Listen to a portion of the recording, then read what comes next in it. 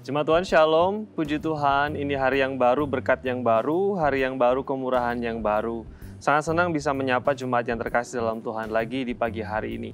Dan sebelum kita beraktivitas di hari ini, mari kita bersama-sama merenungkan firman Tuhan sejenak. Saya ingin mengajak kita untuk melihat satu bagian firman Tuhan dari Habakuk pasal yang ketiga, ayat yang ke-17 sampai dengan yang ke-19. Firman Tuhan berkata, "Sekalipun pohon ara tidak berbunga, pohon anggur tidak berbuah, hasil pohon zaitun mengecewakan, sekalipun ladang-ladang tidak menghasilkan bahan makanan.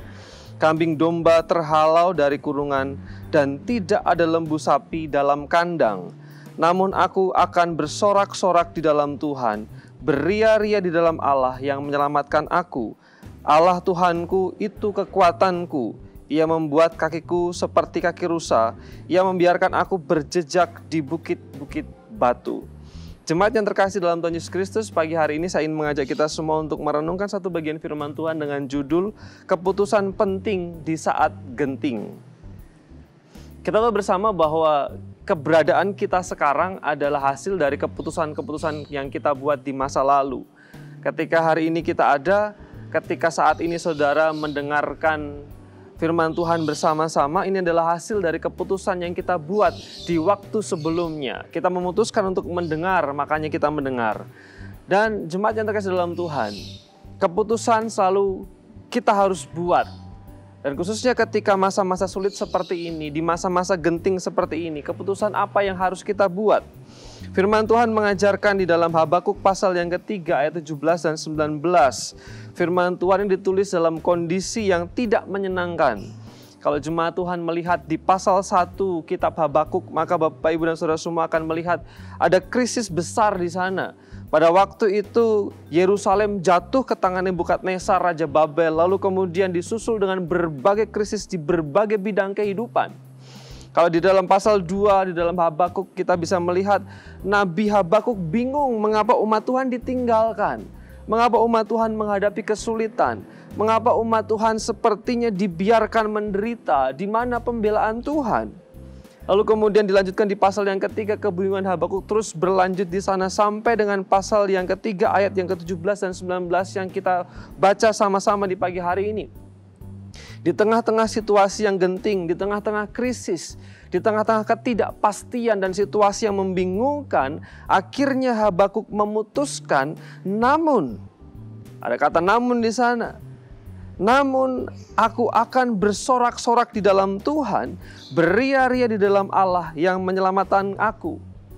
Dalam situasi yang dihadapi, Habakuk mengatakan bahwa pohon ara tidak berbunga, pohon anggur tidak berbuah, pohon zaitun tidak menghasilkan, ladang-ladang tidak menghasilkan makanan. Ini menggambarkan situasi yang begitu memprihatinkan di mana bangsa Israel waktu itu, khususnya orang-orang yang tinggal di Yerusalem, tidak mendapatkan hasil dari usahanya. Lalu kemudian juga kambing domba terhalau dari kurungan dan tidak ada lembu sapi dalam kandang. Kekayaan mereka, harta mereka lenyap, pergi. Tapi yang menarik adalah Habakuk mengatakan, namun aku akan bersorak-sorak di dalam Tuhan, beria-ria di dalam Allah yang menyelamatkan aku. Lalu kemudian dia meyakini Tuhan Allah adalah kekuatanku. Di sana ada sebuah keputusan besar yang Habakuk buat. Dalam situasi yang sulit, dalam situasi yang genting, dalam krisis, Habakuk memutuskan untuk memuji Tuhan. Habakuk memutuskan untuk percaya kepada Tuhan. Kondisi kita, keadaan kita adalah keadaan yang sulit, keadaan yang genting mungkin.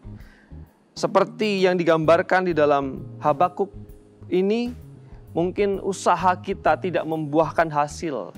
Bahkan investasi kita, cadangan kita, tabungan kita mungkin juga terhalau, ikut pergi karena situasi. Kita kehilangan pekerjaan, kita kehilangan pemasukan.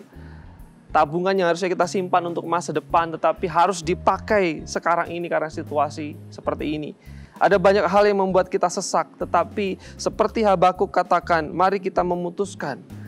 Namun aku akan bersorak-sorak di dalam Tuhan, beria-ria di dalam Allah yang menyelamatkan aku, dan meyakini bahwa Allah Tuhanku itulah kekuatanku. Mari kita memutuskan untuk terus percaya, terus setia, dan terus bersyukur dalam setiap kehidupan kita. Keputusan kita akan menentukan kehidupan kita selanjutnya. Jemaat yang terkasih, biarlah firman Tuhan ini menguatkan kita semua.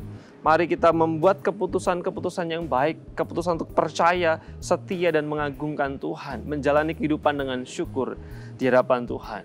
Puji Tuhan, biarlah kemurahan Tuhan beserta dengan kita di sepanjang hari ini, dan mari kita berdoa.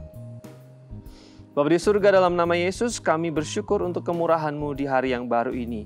Memohon berkat rahmat dan anugerah Tuhan untuk semua jemaat yang mendengar firman Tuhan ini. Biarlah damai sejahtera-Mu memelingkupi kami, menolong kami dalam setiap perjuangan kami di hari ini. Mampukan kami dan berikan hikmat kepada kami untuk membuat keputusan-keputusan yang terbaik, yang menyenangkan Tuhan di dalam situasi yang sulit ini. Di dalam nama Yesus kami berdoa dan bersyukur. Amin. Puji Tuhan, Tuhan Yesus memberkati.